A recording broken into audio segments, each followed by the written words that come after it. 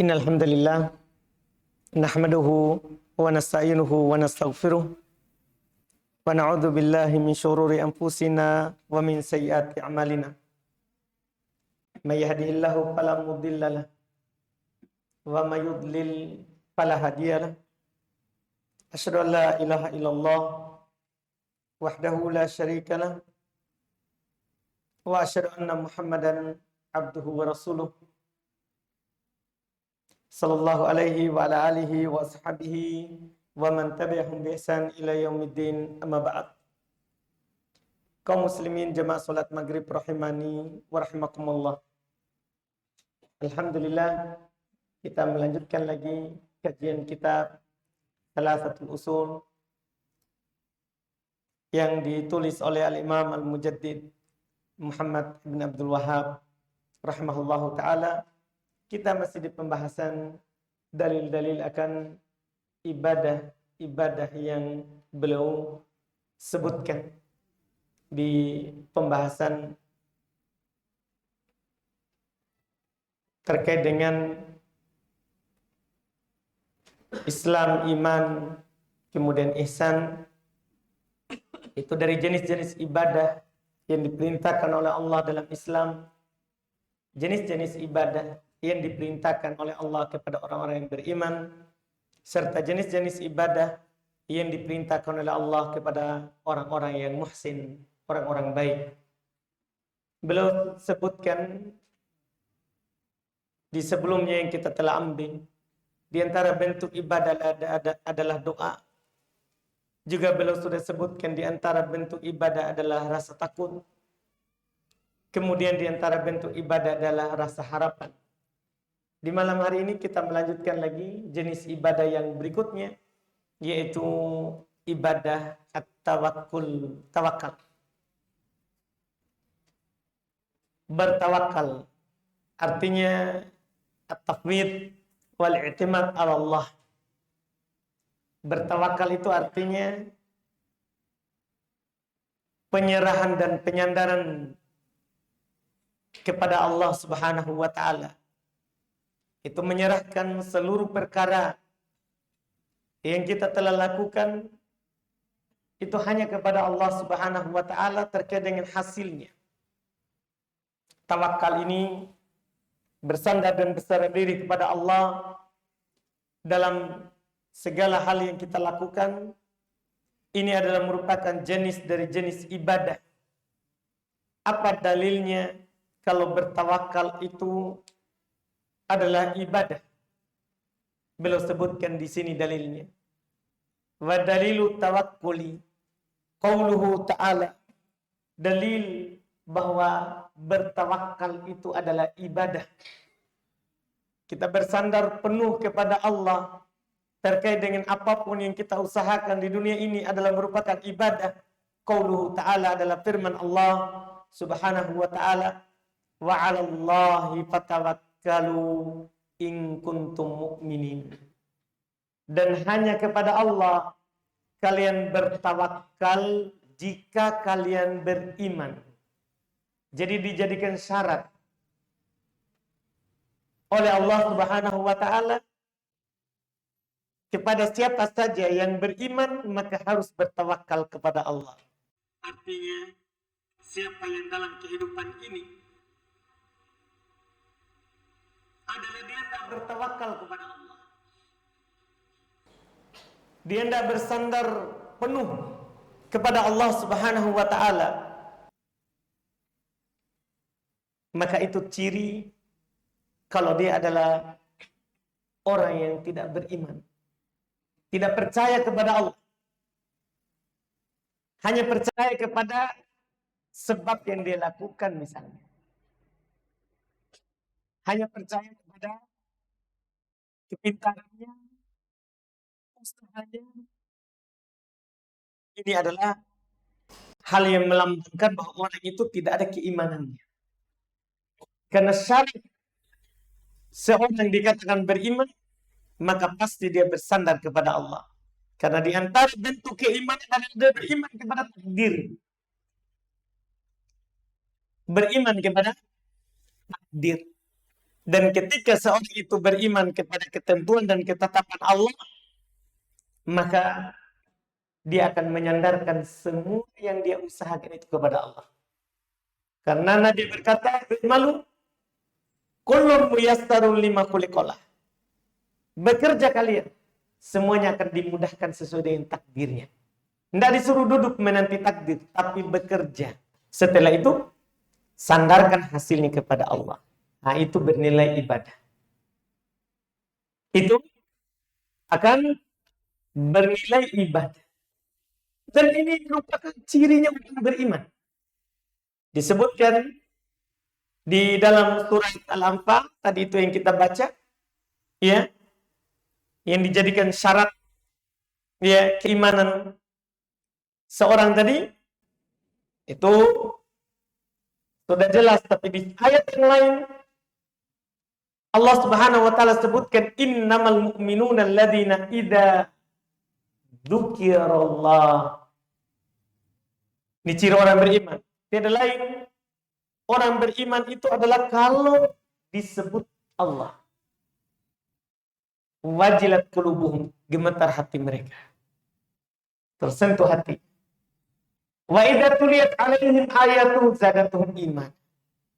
Dan kalau dibacakan kepada mereka ayat-ayat Allah, bertambah keimanannya dengan ayat yang mereka dengar. Itu yang kedua. Jadi kalau disebut Allah, gemetar hatinya, penciptanya.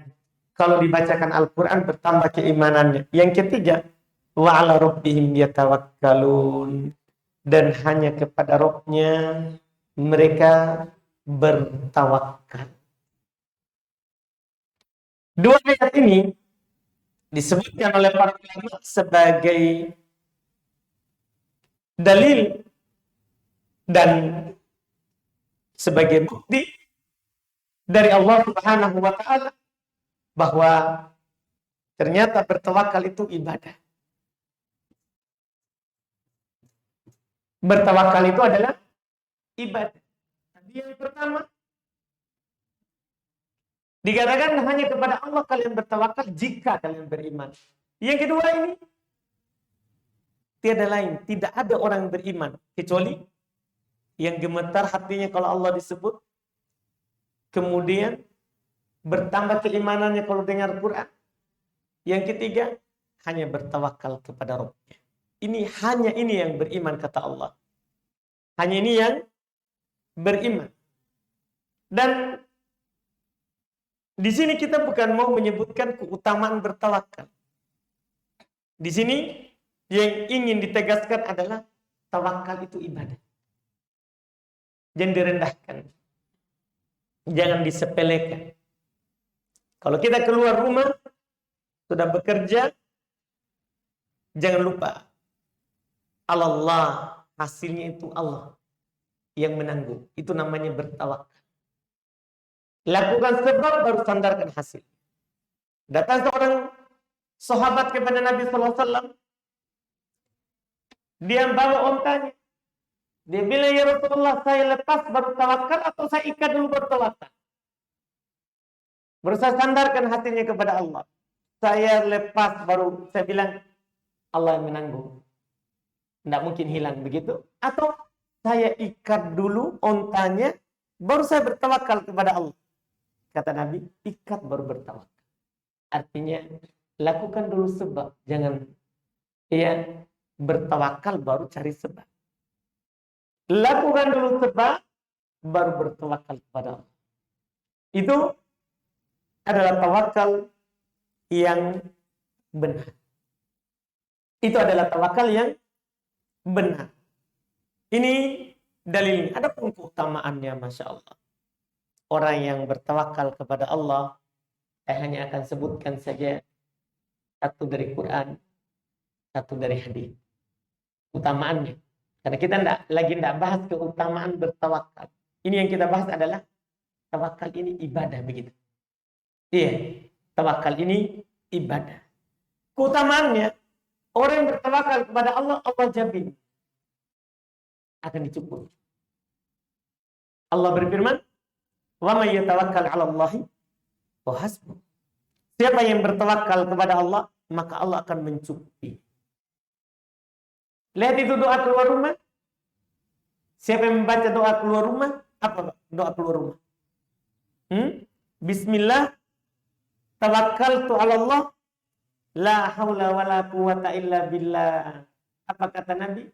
Kalau orang baca itu, maka dia akan dicukupi. Dia akan dicukupi. Makanya dalam hadis Umar bin Khattab radhiyallahu taala anhu, Nabi sallallahu alaihi wasallam katakan, "Lau annakum tatawakkaluna 'ala Allah haqqa tawakkuli, la razaqakum kama turzaqut tayr, taddu khimasa wa taruhu bitana." Kalau kalian seandainya bertawakal kepada Allah dengan sebenar-benarnya tawakal, tapi banyak kita enggak terlalu yakin, enggak kuat dalam bertawakal. Masih ragu, masih kadang kita bersandar pada kepintaran kita, atau kita, bahkan sebagian dari kita, karena bersandar kepada modal, bersandar kepada usaha yang kita lakukan. Enggak, itu salah. Kata Nabi, kalau seandainya kalian bertawakal kepada Allah dengan sebenar-benarnya tawakal, sebenarnya, maka kalian akan diberi rezeki seperti burung diberi rezeki. Rezeki itu modalnya hanya keluar saja. Cari makan, maka di pagi hari dia keluar dengan perut kosong, sorenya pulang dengan penuh kantongnya. Kalau kita seperti benar-benar bertawakal ini, maka kita akan diberi rezeki seperti burung diberi rezeki. Dia keluar, dia yakin bahwa rezekiku ini Allah yang tanggung. Makanya dia keluar, terbang, cari. Baru kembali, sudah pergi. Kalau memang kalian betul-betul. Kita tidak seperti burung kita. Iya, kita kadang bersandar kepada simpanan tadi bank. Begitu, burung tidak ada simpanannya. Dia betul-betul hanya bersandar kepada Allah rezeki. Iya. Kalau kita seperti itu, kita pasti akan diberi rezeki. Seperti burung diberi rezeki. Dan kita juga tidak akan stres. Karena kalau kita bersandar kepada yang kita usahakan, pusing kita. Kita akan cari, apa salahnya ini? Kenapa untungnya kurang? Iya. Sudah hitung berkali-kali, lebih. Hitung lagi, kurang. Iya. Apa masalahnya? Biasa juga stres. Apalagi kalau bangkrut. Tapi kalau orang bersandar kepada Allah, tidak ada stresnya. Ada. Alhamdulillah, kalau tidak ada, belum rezeki saya. Belum saatnya saya dikasih. Belum saatnya saya dikasih oleh Allah Subhanahu wa ta'ala. Ini adalah menunjukkan bahwa bertawakal itu bukan hanya sekedar dibilang ibadah. Kalau dia hanya sekedar ibadah, itu sudah cukup menunjukkan tawakal itu utama. Apalagi ada keutamaannya. Apalagi ada keutamaan. Kemudian setelah itu belum berpindah dari jenis ibadah yang lain, yaitu ibadah rohbah, cinta, rohbah, takut. Ini rohbah satu jenis dari takut juga, karena takut itu ada 3 lafadznya. Ada khauf, rohbah, nanti ada khosyah. Khosyah. Jadi ada namanya ibadah cinta, ada namanya ibadah takut, ada namanya ibadah khusyuk. Khusyuk itu ibadah, kita berusaha untuk konsentrasi, sholat, seakan-akan kita melihat Allah, atau sholat, kita yakin Allah melihat gerak-gerik kita, itu ibadah. Sholat itu sendiri ibadah, tapi kalau kita berusaha khusyuk, itu ibadah lagi. Jadi dalam sholat banyak ibadah yang kita lakukan. Banyak ibadah yang kita lakukan. Di samping ada zikirnya, ada doanya, ada baca Qur'annya, ada ruku, ada sujud, ada berdiri.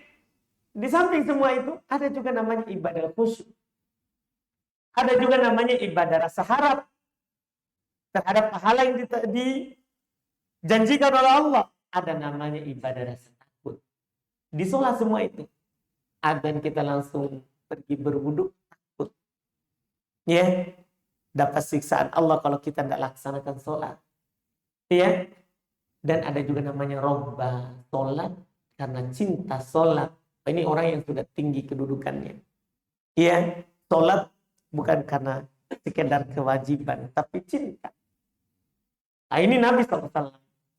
Iya, beliau sebutkan bahwa memang telah diberikan kecintaan oleh Allah kepada beliau terkait dengan perkara sholat. Terkait dengan perkara sholat.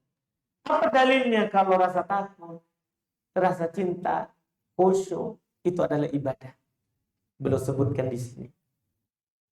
Wa dalilur rabbah war rahbah wal khusyuk. Dalil rasa cinta, rasa takut, khusyuk itu adalah ibadah. Qauluhu ta'ala adalah firman Allah Ta'ala, innahum kanu yusari'una fil khair wa yad'unana raghaban wa rahaban wa kanu lana khashi'in. Kita tahu ini surat di surat Al-Anbiya ayat 18. Ayat 90. Ini surat. Setelah Allah menyebutkan para nabi, Allah sebutkan ciri mereka. Di surat Al-Anbiya Allah sebutkan banyak sekali para nabi. Setelah itu Allah sebutkan ciri dan sifat mereka, supaya kita bisa ikuti sebagai umatnya. Apa kata Allah? Innahum, sesungguhnya mereka, itu para nabi itu, manusia-manusia pilihan Allah. Kanu yusari'una fil khairat. Ini satu. Mereka itu selalu bersegera di dalam kebaikan. Itu cirinya para nabi itu. Mereka selalu bersegera dalam kebaikan. Tidak pernah mereka menunda. Sampai Nabi kita Muhammad SAW pernah belum sholat asar. Habis salam belum langsung berdiri. Dia langkai orang. Dia pergi langsung ke rumah. Dengan cepat. Orang-orang merasa heran. Ada apa? Kenapa? Merasa heran. Maka ketika Nabi keluar, belum tadi kan tidak perhatikan orang. Ketika belum kembali dari rumahnya, belum melihat orang-orang sudah heran. Maka belum sampaikanlah alasannya. Tadi di sholat, saya ingat ternyata ada ada emas di rumah. Saya belum bagikan. Belum sedekahkan. Maka saya pulang, saya suruh bagi. Saya suruh bagi. Ini mereka ini sifat pertamanya. Sifat pertamanya. Mereka bersegera dalam kebaikan. Mereka tidak pernah menunda. Kalau memang bisa dilakukan, langsung. Tidak pernah itu dibilang. Iya, banyak kita dengar orang kalau dia PNS, sering sekali dengar bilang pensiun, insya Allah berkonsentrasi di masjid. Tapi ternyata pensiun tidak ada juga. Itu masalah, karena kan orang itu adalah akan menutup kehidupan ini sesuai kebiasaan. Kalau kita tidak biasa ke masjid, susah kita mau biasakan waktu pensiun. Susah. Iya. Makanya yang utama nanti di hari kiamat adalah di antara yang dinaungi ini di padang mahsyar, di naungan Allah, yang tidak ada naungan di hari itu kecuali naungannya. Kita tahu apa yang disebutkan? Ada 7 golongan. Tapi salah satunya ini yang kita mau. Wa rajulun qalbuhu mu'allaqun bil masjid. Seorang lelaki hatinya selalu terpaut dengan masjid. Jadi tidak bisa itu kita bilang pensiun baru, kalau tua baru. Iya, insya Allah saya kalau punya, sudah punya rumah sendiri, baru konsen. Punya rumah mau lagi punya mobil, kerja lagi. Dan dibilang lagi kalau sudah punya mobil, insya Allah baru konsen. Punya mobil, ini kayaknya mau ganti, sibuk lagi. Keluar lagi merek baru, sibuk lagi. Pokoknya tidak ada itu berhentinya kalau itu kita ikuti, kecuali tanah sudah ditutupkan di atas kita. Kalau itu kita mau ikuti. Makanya ini ciri Nabi ini, ciri para Nabi. Innahum kanu yusari'una fil khairat. Kalau kita mau, kalau tidak seperti mereka, mendekati. Karena Nabi bilang, qoribu, dekati kalau memang tidak bisa. Susah kita mau bilang seperti Nabi. Bukan lagi susah. Ini susah. Iya. Susah sekali. Tapi kata Nabi, dekat. Kalau tidak bisa sama, dekat. Iya, dekat. Ini yang dikatakan. Karena mereka adalah bersemangat dalam kebaikan. Ini sifat pertamanya. Sifat kedua, wa yad'unana raghaban wa rahaban. Mereka selalu berdoa kepada kami dengan penuh rasa cinta. Kalau dia berdoa, dia ada ta'zimnya, ada cintanya kepada Allah. Bukan hanya sekedar ya, ada mau berdoa langsung begitu. Bukan karena cinta kepada Allah. Bukan karena cinta kepada Allah. Enggak. Para nabi itu kalau mereka berdoa itu karena cinta kepada Allah. Bukan karena dia mau dikabulkan apa yang dia minta. Itu pasti. Itu walaupun kita tidak ya meniatkan begitu pasti. Karena kalau kita sudah berdoa pasti dijamin dikabul. Tapi menghadirkan rasa cinta. Kenapa kamu berdoa? Saya cinta untuk berdoa. Saya suka. Saya senang. Ini yang suka. Karena kita kadang angkat tangan kepada Allah kalau kita butuh.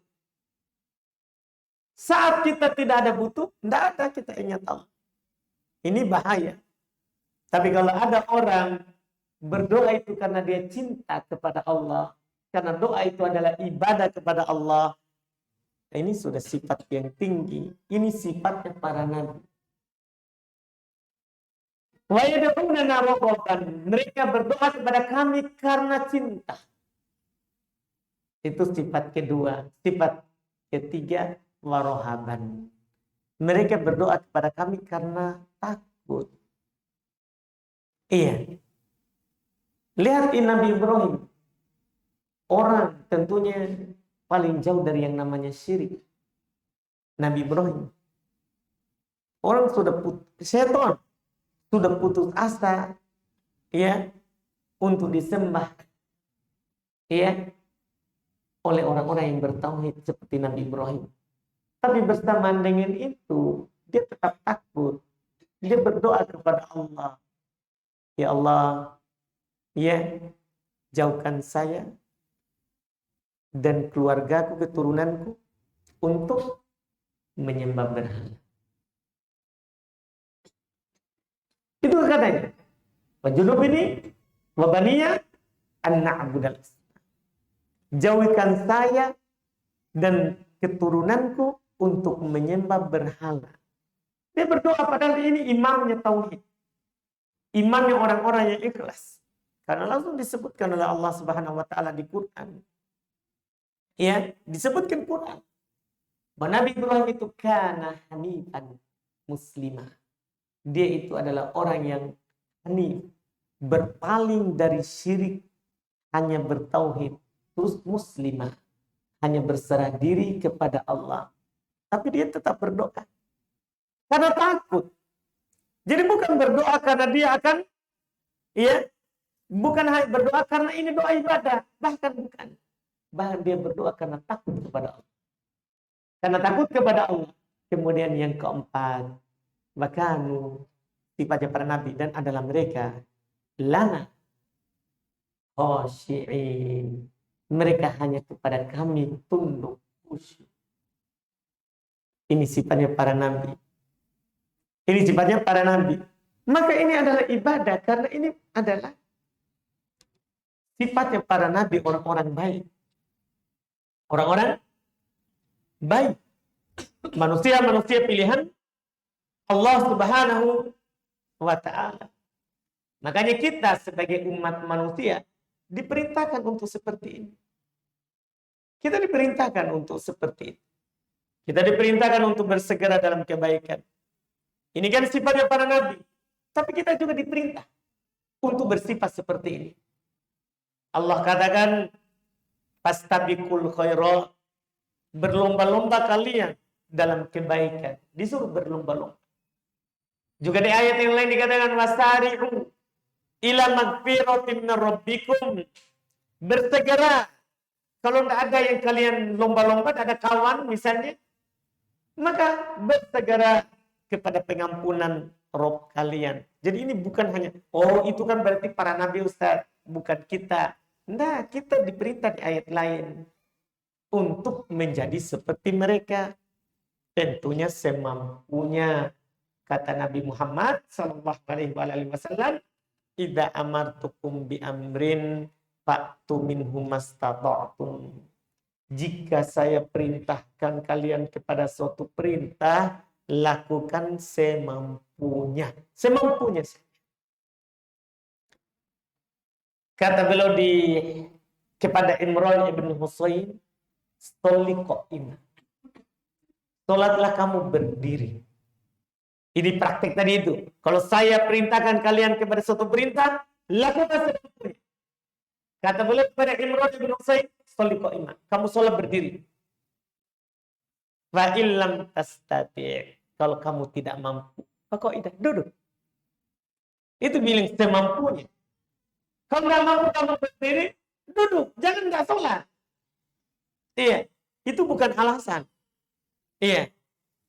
Terus sampai kata Nabi, fa illam tastati'. Kalau kamu nggak mampu juga duduk. Ala jambin, maka berbaring. Tidak ada alasan bilang, Ustaz, pinggang saya sudah patah. Boleh nggak saya tidak sholat? Nggak boleh.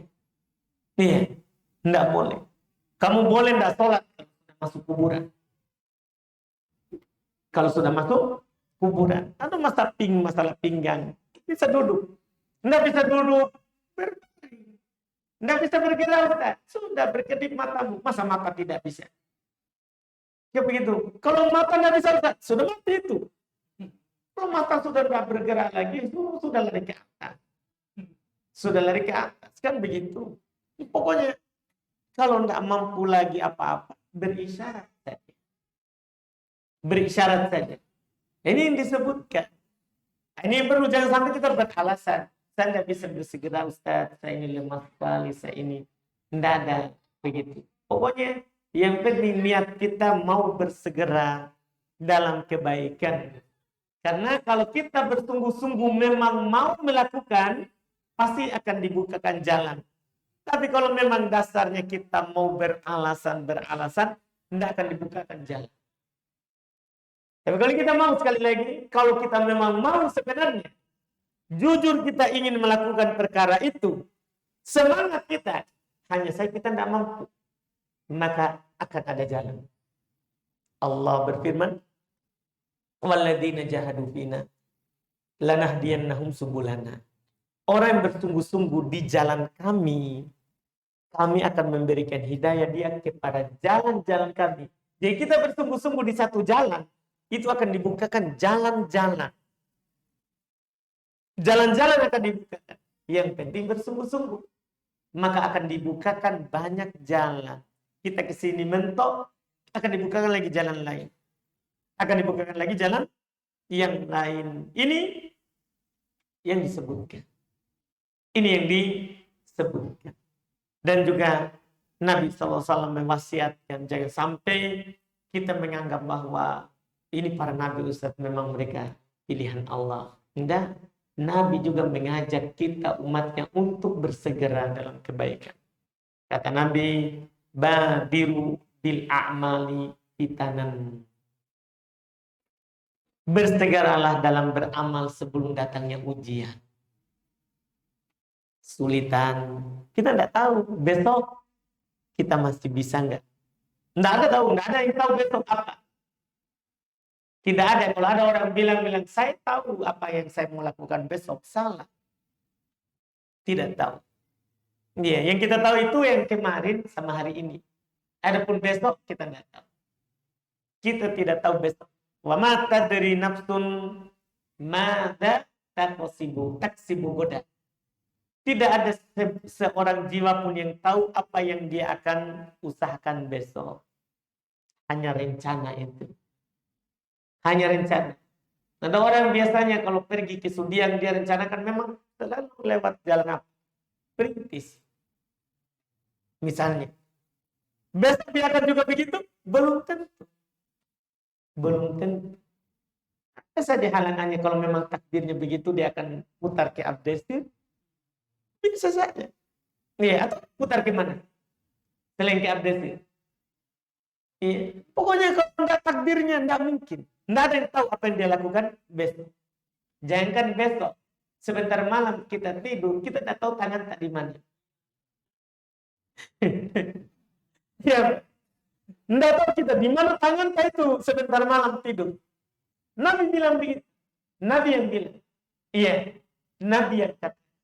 Ketika beliau dalam hadis Bukhari Muslim anjurkan kita untuk kalau bangun tidur, beliau anjurkan kita untuk cuci tangan dulu sebelum apa-apa.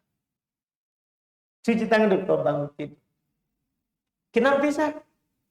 Kata Nabi, fa innahu la yadri aina batat yaduhu. Kan dia tidak tahu di mana tangannya bermalam. Nabi. Terus waktu itu ada orang bilang saya tahu, ada yang bilang saya tahu tanganku bermalam di mana. Dia biasa simpan di situ dan dia bangun masih ada. Dia melintang begitu. Akhirnya bangun pagi, di tangannya sudah masuk setengahnya di pantat.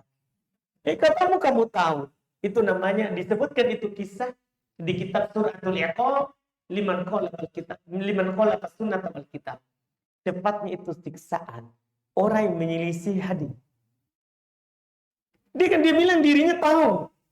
Dia bilang tahu begitu. Ini kan menyelisih hadis. Akhirnya dia bilang begitu, dia bermalam, tangannya ternyata sudah masuk ke dalam lubang pantat. Bukan lagi di dalam celana.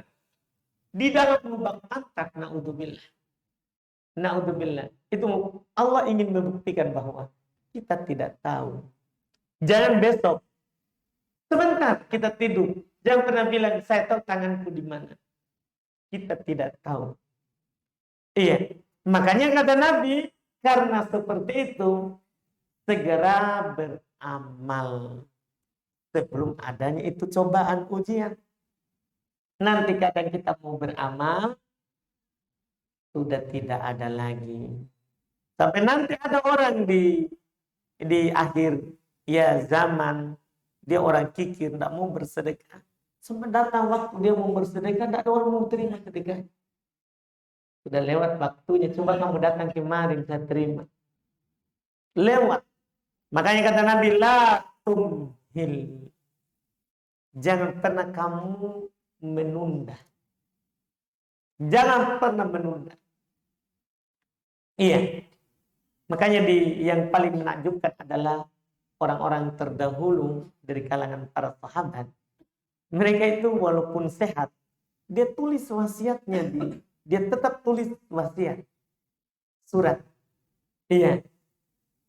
Selalu dia simpan di bawah tempat tidurnya. Supaya nanti tiba-tiba meninggal, sudah ada wasiat. Sudah ada wasiat. Ini orang-orang dulu. Bahkan mereka kadang berwasiat. Kalau saya meninggal nanti, kuburkan saya seperti Nabi SAW. Letakkan itu batu-batu seperti Nabi diletak. Sampai seperti itu. Iya, bukan hanya berwasiat untuk harta dan sekitarnya. Juga berwasiat kalau kamu kuburkan saya. Ada juga yang berwasiat kain kafannya kayak kafani saya. Yang memandikan saya nanti. Sampai begitu mereka. Sampai seperti itu. Kenapa? Karena itu tadi. Kita tidak tahu kapan. Di mana besok bisa atau tidak. Makanya kata Nabi, segera. Ini adalah bentuk dari bentuk ibadah. Demikian pula ada juga di situ al-khosyah. Kalau ini khosyah ini takut juga, tapi ini takut karena ilmu. Takut karena tahu. Takut karena tahu. Ini khusus. Ini juga bentuk ibadah. Kata Allah, fala takshaw wakhshawni. Jangan kamu takut kepada mereka, takutlah kepada. Nah ini perintah jelas. Kalau rasa takut itu adalah ibadah kepada Allah Subhanahu wa ta'ala. Kemudian masih ada lagi setelah itu, insya Allah kita lanjut lagi nanti masih ada obat, minta pertolongan, minta perlindungan, minta ya istighothah, masih ada menyembelih, masih ada bernada. Kan masih ada beberapa ini jenis dari jenis ibadah. Kalau kita sudah selesai semua dari jenis ibadah yang belum sebutkan dalilnya, maka kita akan masuk di asal yang kedua. Ini masih asal pertama ya, mengenal Allah. Kalau kita mengenal Allah, pasti kita akan pasti dalam diri kita akan melahirkan sesuatu yang namanya ibadah. Makanya belum sebutkan jenis ibadah. Baru setelah itu nanti kita masuk dalam mengenal Islam. Semoga bisa selesaikan di pertemuan depan supaya nanti kita sudah bisa masuk di asal kedua, mengenal agama Islam. Alhamdulillah.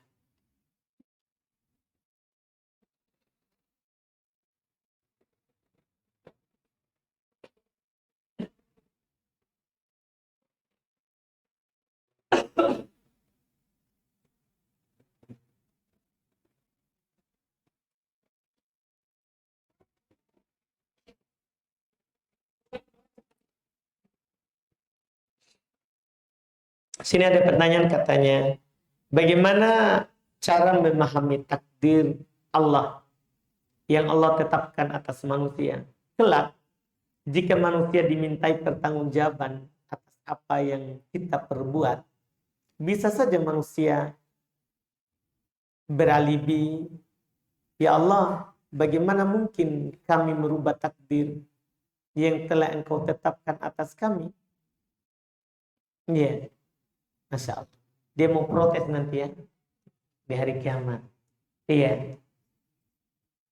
Gampang sekali. Allah akan katakan, bukankah Rasul sudah datang memperingatkan kamu kalau kamu lakukan itu adalah salah? Bukankah saya telah menurunkan Al-Quran untuk menjelaskan kepada kamu jalan yang benar dan jalan yang tidak benar? Kan begitu. Maka otomatis kita akan bilang apa? Betul, tidak ada. Coba kita baca surat Tabarok. Surat Tabarok? Surat apa itu? Surat Al-Mulk. Kalau mau tahu jawabannya mereka. Kalau mau tahu jawaban dari mereka. Orang-orang yang mau beralasan begitu. Iya, orang-orang yang mau beralasan seperti itu. Jadi orang-orang yang ia dilemparkan kepada neraka itu ditanya, kullama ulqiya fiha faujun, setiap kali penjaga neraka itu, ya, setiap kali dilemparkan ke dalam neraka itu sekelompok orang, sa'alahum khazanatuha,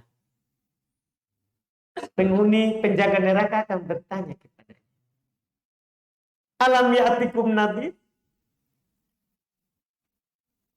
apakah belum pernah datang kepada kalian pemberi peringatan yang memperingatkan kalau ini perbuatan kamu akan masuk neraka, kalau ini yang kamu lakukan kamu akan masuk surga?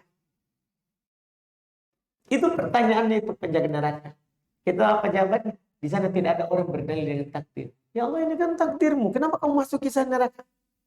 Lihat jawabannya. Dan di sana tidak bisa orang berbohong. Qalu bala. Mereka akan bilang betul, benar. Ada. Qad ja'ana nadhirun. Telah datang kepada kami pemberi peringatan. Sudah datang. Tidak ada alasan nanti. Kita semua sudah tahu ada Nabi kita Muhammad SAW di kita umat Islam. Fakadzabana, hanya bisa ngomong begitu. Kami pun mendustakannya. Karena kalau kita tidak dustakan, berarti pasti kita beriman. Makanya di sini, kenapa kamu dilempar neraka? Berarti salahnya kamu. Kamu kan tidak tahu takdir Allah. Allah kamu suruh baik, tapi kamu tidak mau baik. Tidak ada lagi alasan dengan takdir. Kalau itu sudah terjadi, karena sudah diingatkan. Karena sudah diingatkan. Lihat Nabi Adam alaihissalam, kan sudah diingatkan oleh Allah. Yang kamu dekati ini pohon. Tapi iblis tidak berhenti merayunya. Ini Rob sampai terakhir. Saya ini penasehat terbaik. Ini Rob melarang kamu makan ini supaya kamu tidak kekal. Sampai begitu. Dia goda terus, akhirnya dia makan. Datang Nabi Musa, Adam, gara-gara kamu kami keluar semua dari surga. Coba kamu tidak makan itu pohon. Kita semua tidak ke dunia. Tidak capek kita. Kita tidak keluar dari surga. Apa kata Adam? Hal talumuni ala syai'in qad qaddarallah li. Apakah kamu mencela saya terhadap takdir yang telah Allah tetapkan untuk saya? Ini berdalil dengan takdir karena sudah lewat. Sudah lewat. Tidak boleh kita berdalil dengan takdir di besok. Tidak boleh. Iya. Tidak boleh itu ada orang berdalil dengan takdirnya kalau belum dia lewati. Kalau lewat baru takdirnya Allah. Makanya Nabi Adam bilang, kamu mencela saya atas takdir yang sudah Allah tetapkan kepada saya. Bahkan sebelum diciptakan langit dan bumi. Musa langsung diam. Ini sudah takdir. Kita akan keluar dari surga. Kita akan keluar dari surga. Maka Nabi Musa diam. Dan Nabi Adam tidak bilang, ya Allah ini kan takdirmu. Kenapa kamu dikeluarkan saya ke surga? Tidak bilang begitu. Kenapa? Karena Allah sudah kasih tahu. Kan jangan makan itu pohon. Tapi dia pergi makan. Artinya sudah apa? Tegak. Hujan. Sudah dikasih tahu. Tapi namanya godaan tinggi. Makanya tadi ketika penghuni neraka dilemparkan neraka, bertanya penjaga neraka. Tidak ada datang pemberi peringatan. Dia bilang, qalu bala qad ja'ana nadhirun. Betul ada, telah datang kepada kami pemberi peringatan. Kadzabana, kami dustakan. Bukan hanya dustakan, dia bilang, wa qulna ma nazzalallahu min syai'in antum illa fi dhalal kabir. Kami bilang kepada itu utusan. Tidak ada yang Allah turunkan sesuatu apapun. Kalian itu pendusta. Kalian sesat. Jadi ada orang kasih tahu Quran hadis, dia bilang orang sesat. Ini itu yang dikatakan oleh penduduk neraka. Wa qalu, sekarang datang penyesalannya. Wa qalu, dan mereka bilang, lau kunna nasma, seandainya dulu kami mendengar. Au na'kil, seandainya dulu kami memikir. Makunna fi ashabis sa'ir.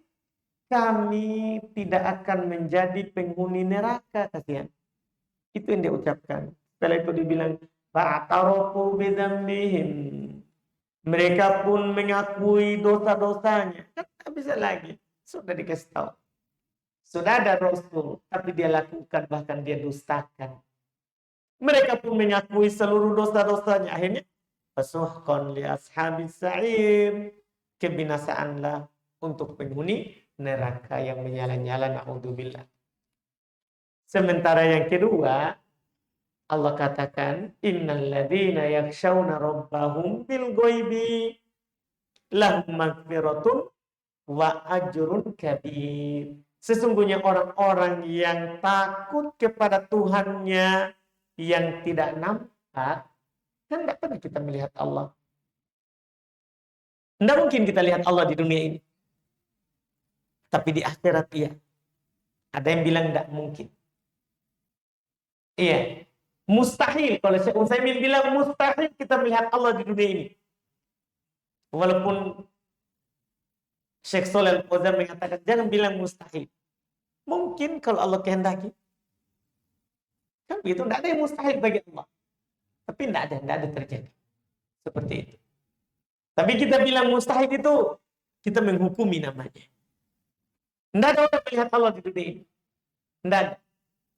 Kalau ada orang beribadah kepada Allah, berarti dia ibadah kepada Allah karena takut kepada yang goib, takut kepada Allah yang tidak pernah mereka lihat. Apa yang mereka dapatkan? Orang yang takut kepada Allah padahal mereka tidak lihat. Lahum maghfirah, untuk mereka ampunan. Untuk mereka ampunan. Wa ajrun kabir, dan pahala besar. Sudah dapat pengampunan, pahala besar. Pahala besar. Iya, jadi tidak boleh kita, tidak ada yang seperti ini nanti di hari kiamat. Karena sudah ada pemberi peringatan kepada kita. Pemberi peringatan kepada kita. Allah alam.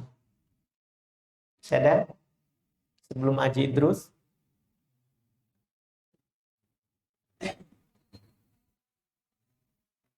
Silakan Pak Haji Idrus. Kayaknya mereka menunggu kita karena pada mata ke sana.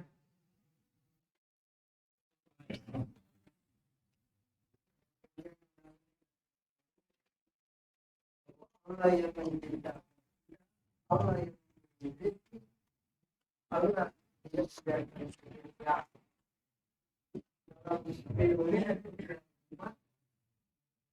Kita lihat pertimbangan. Bagaimana kita memaknai sifat keadilan kita.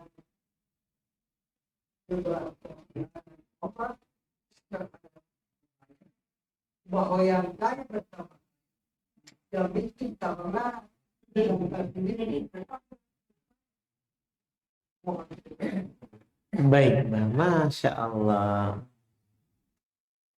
Iya. Jadi katanya Allah tidak membiarkannya. Makanya masih dia bisa hidup lagi. Kalau Allah telantarkan itu orang miskin, pasti tidak hidup. Itu yang pertama. Bukti Allah tetap kasihani dia, dia masih bisa makan. Ya kan? Kalau seandainya Allah telantarkan, tidak mungkin dia makan. Tidak mungkin dia bisa bernapas. Apakah orang kaya saja yang bisa bernapas, Pak Haji? Yang kita lihat. Jadi tidak ada ketimpangan, karena sama-sama bisa makan. Sama-sama bisa bernapas. Sama-sama bisa bernapas. Sama-sama mendapatkan hal yang daruri yang tidak boleh tidak kita dapatkan. Nah, adapun kalau kita bilang, ya, kenapa tidak dikasih kaya semua saja? Kan supaya, kan begitu. Nah, itulah bentuk keadilannya Allah. Karena ada ayat saya bacakan nanti. Dan kita akan paham insya Allah. Di surat Asy-Syura ayat 27.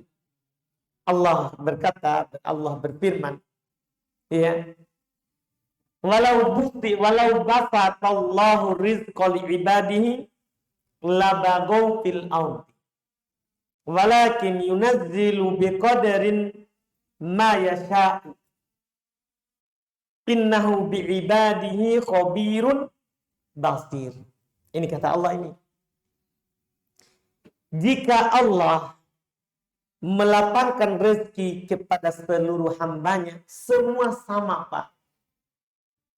Nah, misalnya Pak, ada tetangga tak punya 5 mobil.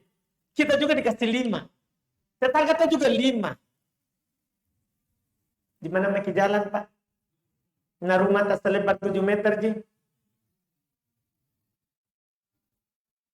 Maka kata Allah ini, Pak, kata Allah, itulah bentuk adilnya Allah. Ada orang bisa punya mobil, ada tidak. Dia punya motor. Ada rumahnya dia, kalau punya mobil tidak bisa parkir. Makanya kata Allah, la basatallahu rizqa li ibadihi, lanjutannya ini yang mengerikan.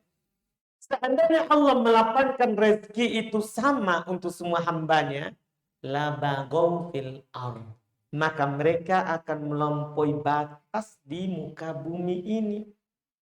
Nanti Pak Haji lagi mau bangun rumah. Saya mau gaji kamu 1 hari. Berapa yang kamu mau? Apaan Pak Haji? Saya juga mau gaji kita. Gimana nih Pak? Kalau sama-sama gitu Pak. Nah, akhirnya kita nggak bisa tinggal di rumah. Kenapa? Nggak bisa bangun rumah Pak. Nggak mungkin kita bangun sendiri.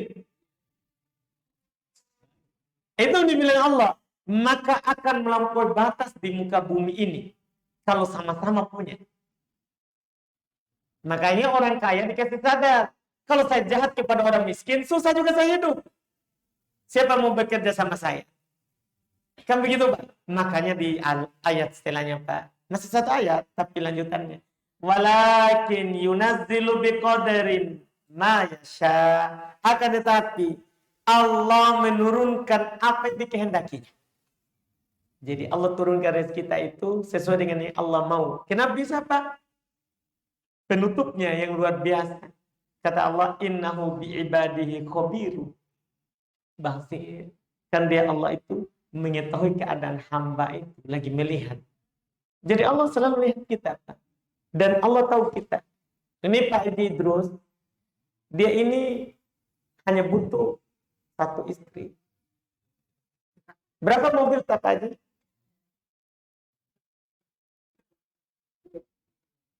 Setengah mati dihitung ini.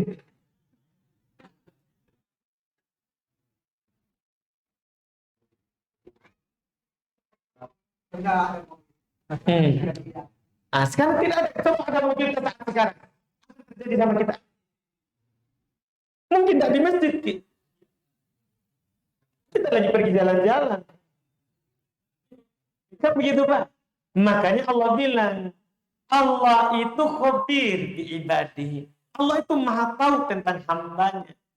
Sekaligus basir. Allah itu melihat. Ini hambaku cocok dikasih ini tidak cocok. Allah yang tahu. Kebutuhan kita ini Pak Allah yang tahu, bukan kita yang tahu. Kita cuma berhasrat. Syahwatnya yang lebih banyak. Tapi kita butuh atau tidak, Allah itu yang tahu. Kapan dikasih kalau memang dia butuh. Iya. Coba ada orang masih bayi, terus dikasih istri. Apa yang mau lakukan? Gimana Pak Haji? Enggak? Atau ada orang sudah tua, sudah ATM, bilang Pak Haji Idrus dulu, saya masih ingat. Sudah ATM. Iya. Dikasih ke anak orang masih gadis istrinya. Gimana itu Pak Haji? Ya? Hancur kita Pak. Iya, kan begitu. Jadi ini Allah kasih sesuai Pak. Sesuai kebutuhan kita.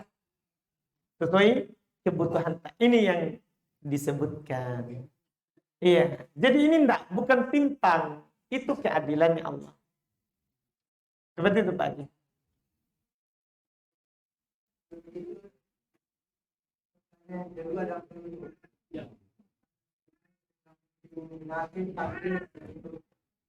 Kalau presiden punya hak prerogatif, apakah Allah punya hak prerogatif?